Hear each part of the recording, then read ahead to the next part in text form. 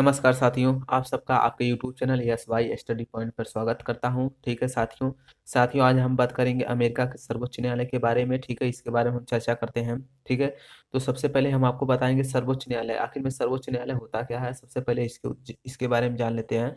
तो देखिए, संघीय न्यायालयों की व्यवस्था में सर्वोच्च स्तरीय न्यायालय सर्वोच्च न्यायालय होता है। ठीक है, और इसकी व्यवस्था अमेरिकी संविधान में किया गया है। इसकी स्थापना सन 1789 के न्यायपालिका अधिनियम के द्वारा की गई थी और सर्वप्रथम इसे न्यूयॉर्क नगर की वॉल स्ट्रीट में स्थापित किया गया था और वर्तमान समय में यह वाशिंगटन में स्थित है। ठीक है, यह हो गया सर्वोच्च न्यायालय के बारे में। अब हम बात करेंगे सर्वोच्च न्यायालय का संगठन। इसका संगठन कैसे होता है, इसके बारे में हम चर्चा करते हैं। तो इसके बारे में हम जान लेते हैं कि सर्वोच्च न्यायालय का संगठन के बारे में चर्चा करते हैं। तो देखिए, सर्वोच्च न्यायालय के संगठन को निर्धारित करने का अधिकार कांग्रेस को दिया गया है।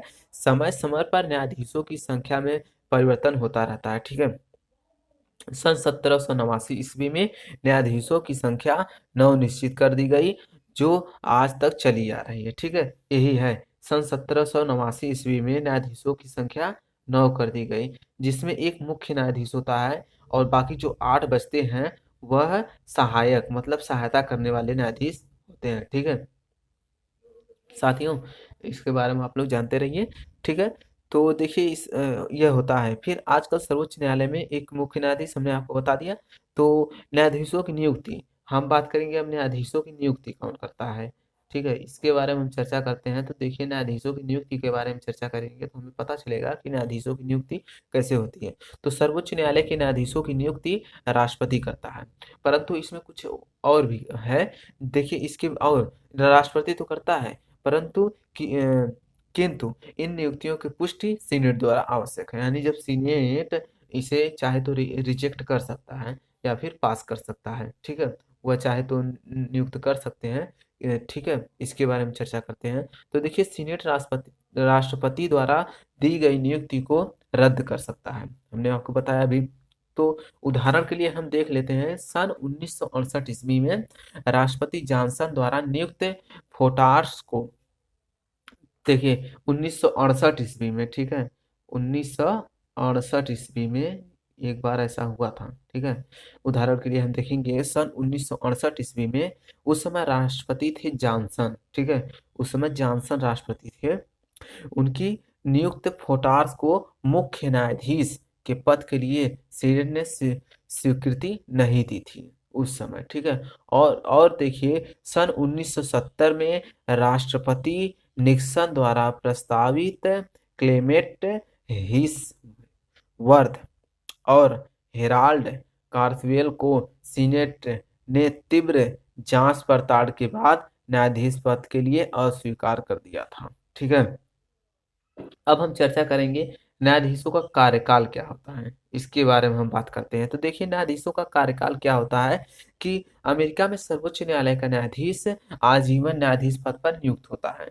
अमेरिका में जो सर्वोच्च न्यायालय का न्यायाधीश होता है आजीवन पद पर नियुक्त होता है। ठीक है, वह अपने सदाचार काल तथा न्यायाधीश बना रहता है। वह चाहे तो 70 वर्ष की अवस्था में त्यागपत्र दे सकता है। ठीक है साथियों, ठीक है, और पूरे वेतन पर पदमुक्त हो सकता है। उसे केवल महाभियोग द्वारा ही अपने पद से हटाया जा सकता है। यानी जो अमेरिका के जो सर्वोच्च न्यायालय का न्यायाधीश होता है, उसे ये महाभियोग लगाकर हटा सकते हैं। नहीं तो वह है, जब तक उसकी मृत्यु नहीं होती तब तक वह उस पद पर बना रहेगा। ठीक है, इस प्रकार मृत्यु होने या ऐच्छिक त्यागपत्र के न्यायाधीश अपने पद से हट सकता है। हमने अभी आपको बताया मृत्यु, और वह चाहे तो अपने इच्छा से त्यागपत्र देकर उस पद से हट सकते हैं। ठीक है, परिणाम स्वरूप कुछ न्यायाधीश 30-30 वर्षों तक अपने पद पर बने रहे।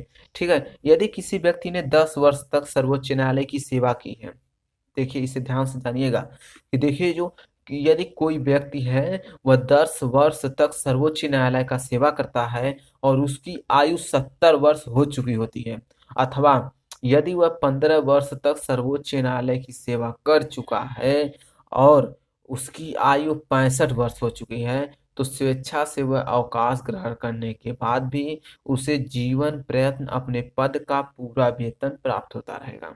यानी यदि कोई व्यक्ति 70 वर्ष की आयु पूरी कर चुका है, ठीक है, और वह 15 वर्ष तक सर्वोच्च न्यायालय की सेवा करता है, ठीक है, तो 65 वर्ष हो चुकी है उसकी आयु, तो वह स्वेच्छा से अवकाश ग्रहण करने के बाद भी जीवन प्रयत्न अपने पद पर बना रहता है, अपने पद का जो उसका वेतन होता है वह उसे प्राप्त होता रहता है। और यह न्यायाधीश की इच्छा पर निर्भर करता है कि वह 70 वर्ष की आयु के बाद भी अवकाश ग्रहण करने या अथवा ना करें, उसके ऊपर यह निर्भर होता है। अब हम बात करेंगे न्यायाधीशों की योग्यताओं के बारे में, ठीक है, इसके बारे में हम चर्चा करते हैं कि अमेरिका के जो सर्वोच्च न्यायालय का न्यायाधीश होता है उसकी योग्यता क्या होती है, इसके बारे में हम चर्चा करेंगे। तो देखिए, न्यायाधीशों की योग्यता के संबंध में अमेरिकी संविधान चुप है, लेकिन प्राय उन व्यक्तियों को न्यायाधीश नियुक्त किया जाता है जो ख्याति प्राप्त वकील होते हैं, कानून के प्राध्यापक होते हैं, सार्वजनिक व्यक्ति तथा प्रशासकीय अभिकरणों की, ठीक है, प्रशासकीय अभिकरणों के परामर्शदाता रह चुके होते हैं, ठीक है। और टाकविले ने उनकी योग्यताओं को अपने शब्दों में कहा है कि देखिए क्या होता है कि संघीय न्यायाधीशों को न केवल अच्छे नागरिक, विद्वान तथा सत्यनिष्ठ होना चाहिए, बल्कि उन्हें कुशल राजनीतिक भी होना चाहिए, ठीक है। और न्यायाधीशों की वेतन के बारे में हम बात करेंगे, इनका वेतन कितना होता है, तो इनका मासिक वेतन होता है 40,000, ठीक है। ओ सॉरी, मासिक नहीं, पूरे साल का इनका वेतन होता है $40,000, ठीक है।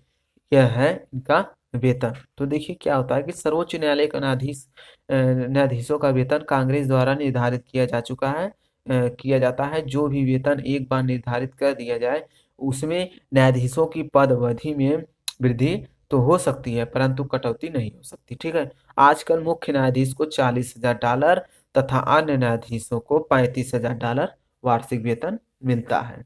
अब हम बात करेंगे महाभियोग के बारे में चर्चा करते हैं, ठीक है, महाभियोग के बारे में चर्चा कर लेते हैं, ठीक है साथियों। तो देखिए महाभियोग, देखिए अमेरिकी कांग्रेस न्यायाधीशों को महाभियोग के द्वारा हटा सकती है।